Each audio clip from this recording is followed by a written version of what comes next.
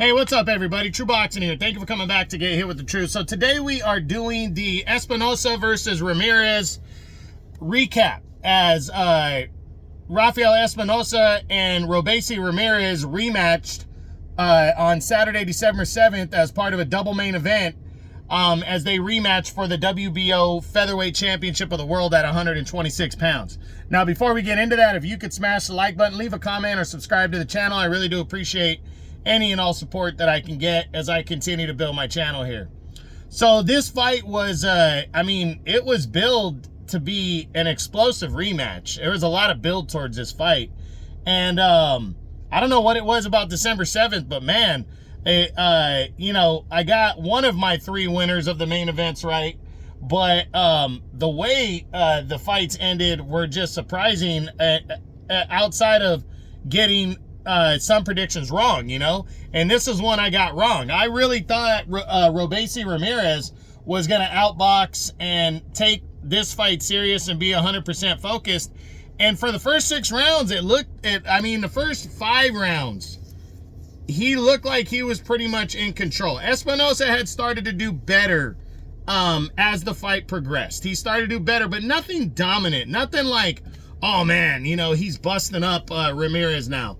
It really wasn't the first fight. The first fight, remember, was a war all the way through pretty much. And Ramirez hurt Espinoza badly in the 6th and almost stopped him. And then Espinoza weathered the storm. He kept going to war and closed the gap, and then hurt and put Ramirez down late in the fight. But it was just an all-out action-packed war. And this one, it was weird because the punch that he landed on Ramirez that caused Ramirez to get double vision, who knows? It could take anything. I always say, especially since that hit on Monday Night Football in the Bengals game against the Bills a couple years back, that one didn't look like it really was a big hit. It's the repetitive hits. And it could take just a little shot to make something just dysfunction on you. And obviously, Ramirez, that's what happened. And because it didn't look like there was really anything damaging that hurt him. That really hurt him.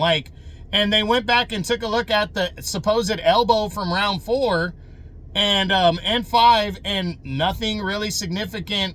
No elbow really landed on that eye. So I just think something went wrong in his eye, and he decided to something bad in his book, and he threw up his hand. I think the excuse that it was an elbow, maybe he was mistaken, Ramirez. But and the whole no mas thing, I don't see it as being the same as what Roberto Duran did. Roberto Duran got frustrated and quit against Sugar Ray Leonard. He wasn't hurt. There wasn't a supposed double vision or whatever. And people can argue whether he had double vision or not. Nobody's going to know except for him. But Roberto Duran did, just said no mas, because he was just frustrated, and all that. It was a mental breakdown. I didn't see that with Robeisy Ramirez. So I don't see it as a full-on quit job. He was trying to protect himself. I understand with the guys on ESPN, I understand their viewpoint of, you keep fighting through injuries, and okay, they want to call him weak, they want to call him this or that, fine. Robeisy Ramirez has had an outstanding amateur career and a pretty successful career so far. He looked like a fucking machine in his comeback fight in June on the Teofimo Lopez undercard. And, nothing, it didn't look like that, like he was mentally weak or broken or anything. And nothing from this fight showed me that he was either. So I think something really went wrong. And when something went wrong in his eye, he just said, hey, I can't see, so I'm not going to risk getting hurt even more. And, that's to people's discretion. So, it wasn't the complete fight. I feel kind of, damn, that sucks. Like, I'm missing out. We missed out, but it is what it is. And whether an injury, it was an injury, and that is a technical knockout victory. So Rafael Espinoza, congratulations to him. He's still the champion. He was coming strong. He was coming on in the performance and coming back into the fight. But it was a good one, you know. I mean, it was good. There was a lot of action. He was landing shots, but it wasn't anything like the first fight. But no matter what, he's still undefeated. He's still the champ.